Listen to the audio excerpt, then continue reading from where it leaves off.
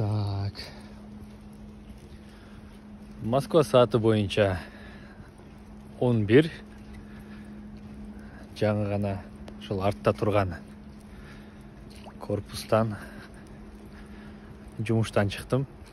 Ова бүгін ишембе, ова бүгін майрам, ова бүгін иштебей койсо болот, келбей койсом болот.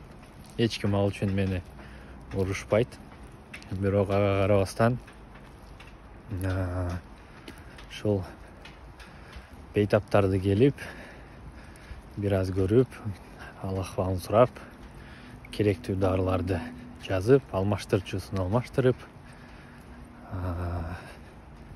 шул көңүлүн көтөрүп, анан текшерүүчү пациенттердин анализдерин алып текшерип, жазчу иштерин жазып атып, мына эрте менен келгем, саат 8-де. Выходной күнү. Мына саат 11 болду.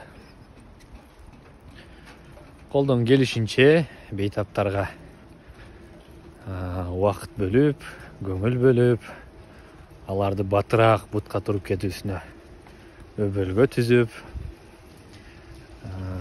аракет кылуу биздин негизги милдетибиз деп эсептейм.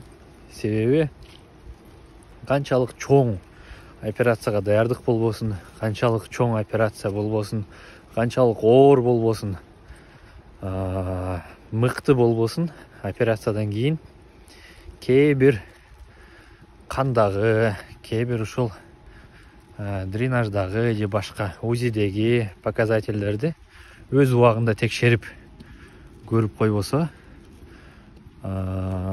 бүгүн келип текшерип койбосом, кээ бир пациенттер, мисалы үчүн 2-3 күндөн кийин үйүнө кетчү пациенттер дагы 10-15 күнгө калып кетмек. Мына ошонун баарын эске алып, келип, убакыт бөлүп, карап коюу биздин милдет.